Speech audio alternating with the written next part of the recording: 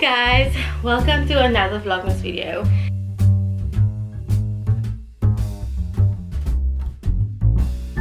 I thought this would be kind of us having a liquor chat. So maybe put me on in the background while you're cleaning, or get your hot beverage or cool drink or whatever it might be. But I thought we could sit and kind of reflect on 2024. Yesterday I kind of post on LinkedIn and Instagram. If you follow me on any of those platforms, you'll know that I wrote kind of like 9 lessons that I learned out of this year, and I'm sure a lot of you are thinking about what this year meant, lessons that you can take out of it. I hope you're not angry or, I don't know, disappointed or have a grudge for people, because I know when all of my stuff happened, I had so much anger towards these individuals, and I actually just let it go, because I'm not gonna go into 2025 or into the new year with things that is going to slow down my growth and my progress. And also it's a waste of my time to hold a grudge or really be angry with these people. So I wrote down lessons that I just sat and I thought about it, and I delved into it, and I thought maybe I could talk about the 9 lessons that I learned from 2024 and give it a little more meat. So I'm doing this 5D thing. So essentially it's got sticky things, and then it comes with different types of beads, different colors, and then it comes with the numbers. Courtney finds it very stupid. In a lot of ways it kind of is, but it's also, I'm spending time doing this and not being on my phone. So I'm seeing it in that aspect, like it is dumb. You're picking it up and kind of, this is the wax. And then you put this pointy thing in the wax, and then you pick up the bead. Sounds stupid, but it's cool. Whatever. It's just gonna keep me busy for a while I chat to you guys. But I need to remember what those 9 lessons were, because I generally can't remember what I wrote yesterday. My first lesson that I would say that I learned from 2024 was always keep learning. My sister got her master's this year, and as much as I want to go back and get my honors, because I just have my degree, and for those of you that might not have known, I started with my honors I think in 2017 with UNISA, but I couldn't do it. I used to go into class every day. So when I started online, I was like, what is this nonsense? I couldn't do it, so I stopped it and said, okay, I'll go back to it. And I was thinking of doing it next, like going back and doing honors next year, but you know, I don't need to have, I mean, I don't know if I should, but for now I'm doing a lot of short courses. And for me this year in particular, I did a lot of learning. I did so many short courses. Wow, I'm thinking about it and I'm being like, I did a lot. I did so much, and even up until last week I was still doing that program. So for me, it doesn't matter your age. I saw on CNN some woman, she was a great grandmother, she was 90 and she graduated. It doesn't matter your age. I mean, if you want to learn something, do a short course, enroll yourself in that program or degree or your masters, go for it. So even if you end up not doing it at the end, I still feel like take the risk, forge your head, and you know, even if you have to pause because of other personal issues, you will get back to it. I know it. So for me, just learning a lot this year was insane, and I'm very proud of myself for the courses I've done, and always just picking up a book, reading, keep on learning, keep on doing your thing, and you never know what kind of job you end up doing. You might pivot in your career. My second one I wrote down was shit happens. Now, nothing that happened in 2024 was ever a thought or my bingo card. Like from Courtney being at home for 9 months, he was struggling to find a job. I struggled to find a job. I had job fatigue consistently because the amount of applications I was sending through was insane that I had to keep an Excel spreadsheet of all the applications I was submitting, and then you don't even get a letter, feedback, nothing of that sort. And there was one job that I was really hoping to get, but they never got back to me. And then I like followed up because I had the second interview, and then they told me last week actually that no, they actually went with someone else, and they're sorry that the email didn't come through to me a week after I had my second interview. I was really hoping to get that job because I was so excited for the prospects of it, what I was gonna learn. It was something completely different, a different industry, but things happen for a reason, and that's okay. Courtney being at home for 9 months was wild, and then him going back to the same company with obviously his conditions, and then me leaving my job. Honestly, still, I can't believe it. But I had so much peace in doing it. I wasn't scared because I obviously grew up with the notion that if you leave your job, you leave your job with a next job in place. You know, our parents didn't just leave their job for the sake of leaving the job, because their kids in this situation, Courtney and I don't have kids, so in a lot of ways, it's not gonna complicate our lives. And like I said, we've got a lot of contingency plans in place if I still don't find a job in a certain amount of time. Like I said, I'm putting a lot of my faith in the Lord. I also have, I literally wrote a list down of what I need to do when the year 2025 starts, and like what I need to do: update my CV, go into all the career portals, update it there. I really have a plan because I am a planner.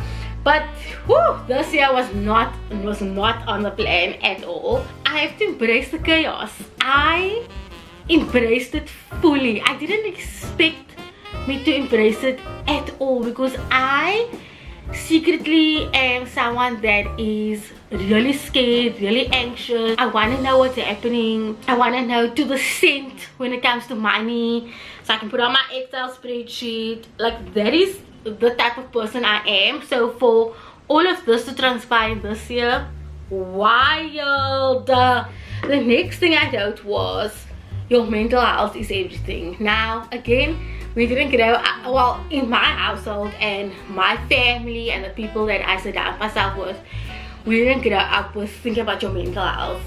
No, you just had to carry on, and that was your thing. When Courtney left his job, it was like a shock to everyone, because he comes from a low-income household where you must have a job, you must provide, and I totally get that. But I watched Courtney really disappear. I watched Courtney not be himself. He would walk in and he was just in a daze all the time. He never slept. And I was like, I just told him to resign. I didn't even think about what that would look like. It was the best thing that Courtney has ever done for himself, especially since he worked for this company since he was 17, and obviously he grew in the company. His life circumstances was totally different to mine. I think we're now in a world where mental health is at the utmost, your well-being is at your utmost, and we're advocating for it more and more. And even for me, just being in a circle that someone that was a narcissist and was really sucking the life out of me, and I had to go on and pretend like everything was fine. A lot of you don't know, but I was sitting for days in a zone where Courtney would talk to me and I would just blank out, because all I thought about was was I a bad person? I literally asked not only Courtney but also my friends. I said, am I a bad person to be questioning certain things? And the names I was called, it was horrible. And when I wrote the email, I had so much calmness to it. I did not expect that. Normally I am always anxious and very scared to write those type of emails, especially if I don't know what the future holds. That for me was the utmost. And so yeah guys, if you can prioritize, if you're in a position where you can maybe leave your job, take care of your health, your well-being, you know, go into a less stressful job, please do it, because you want to live a long life. You still want to be here for either your spouse, your partner, your family, your children. Please, like, prioritize your mental health if you can. And then before I said, if you encounter a narcissist, please run. Please run the other way. leave that situation, leave the environment if you really can. I know it's not easy to maybe leave that partner or that friend or that employer, but if you can, please just run. It sucked everything out of me. I'm so happy that I was in a position where I could be like, okay, hey, I don't know what the future holds, but you know, let go, like just go.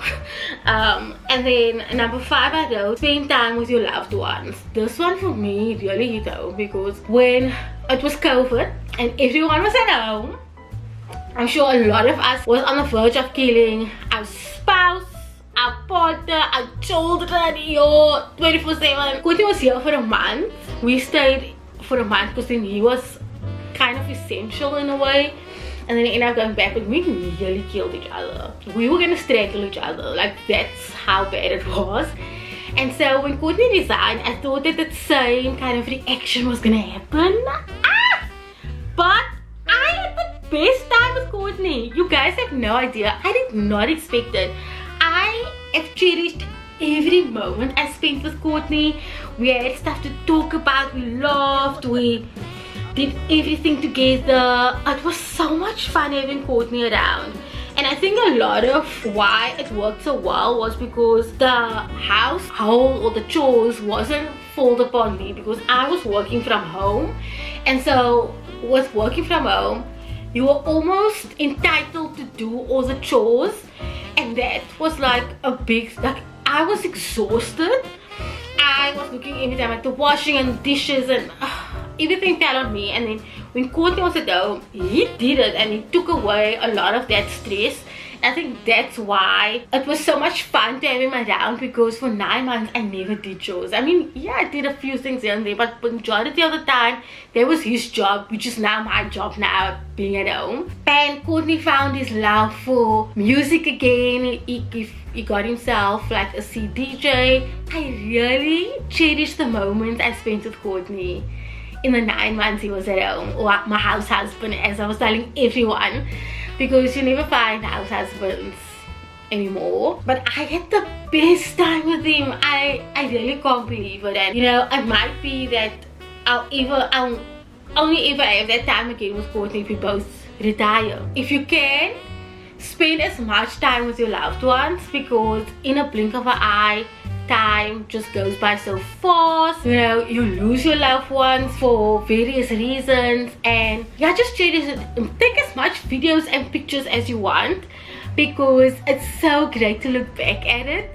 I wish I had that old video cameras back in the day. I just think it's so much fun. Number 6, I wrote, to lean on your support system. I spoke about this and like the gifts I gave people. But if I didn't have a support system like my friends, I don't think I would have gone through this year. I think this year would have planned out very differently. And I say that in the most respectful way as I can, because that is a touchy subject. If I didn't have that moment, the amount of time Lisa saw me cry. First of all, I'm not an emotional person. So for Lisa to have seen me cry multiple times was wild, in my opinion. Every time I encountered any sort of conversation with that particular individual, Lisa was the first person I phoned, or like Jessica was one, Jessie was another one, Gail, Nathan, there was a Courtney, obviously. My friend Karen, I would lean on her for certain things. I had the best support system, and I'm so grateful that I had these people to lean on. And if you can, please just find someone that you can vent towards.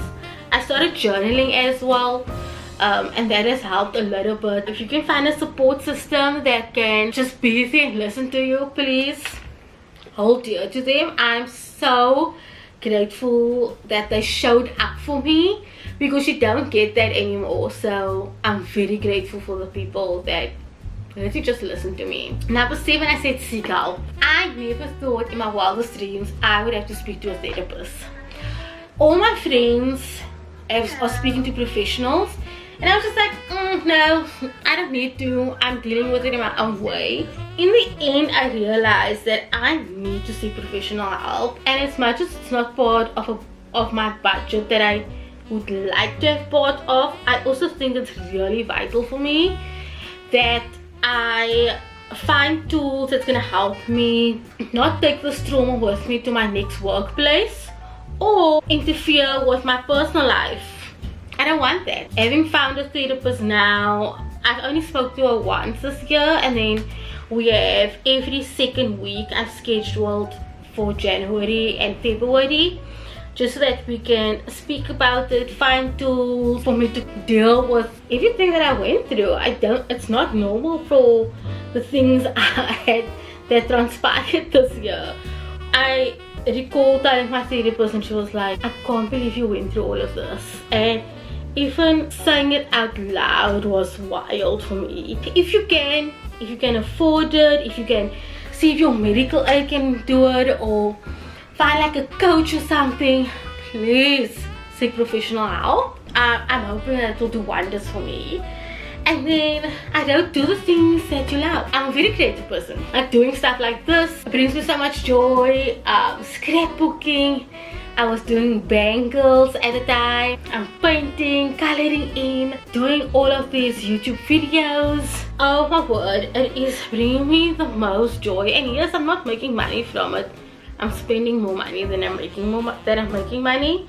But honestly, just do it. Don't think about what people might think of you if you are crocheting or, I don't know, pinch needling or doing this type of activity. Screw people. Do what makes you happy. So if you can, do the things that you love.